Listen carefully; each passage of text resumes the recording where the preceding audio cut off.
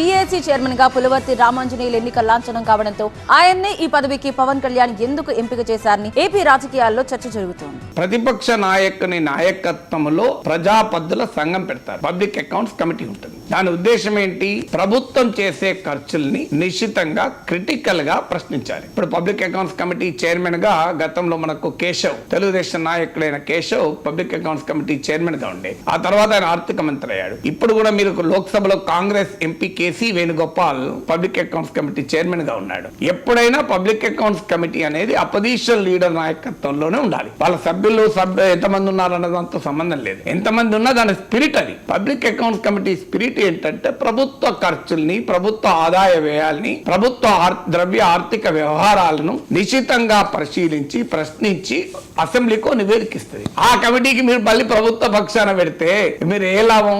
నేను చేసే వీడియోల పైన నా భార్య చూపెట్టి నా భార్యతో రిపోర్ట్ ఇప్పించుకున్నాను అనుకో, నా భార్య ఏమన్నా బయటికి చెప్పే రిపోర్ట్ నాకు అనుకూలంగా చెప్తుంది కదా. సో ఏ లాభం? మన వాళ్ళు మనకు అనుకూలంగా మాట్లాడతారు. సో ప్రభుత్వానికి డెమోక్రటిక్ స్పిరిట్ ఉంటే, ప్రభుత్వానికి పబ్లిక్ అకౌంటబిలిటీ అనేది ఏమాత్రం ఉన్నా it should be open for scrutiny కదా. That is the concept of public accounts committee. Public account కమిటీకి అధికార కూటమి సభ్యుడే ఉంటే అది పబ్లిక్ అకౌంట్స్ కమిటీ ఎందుకు అవుతుంది?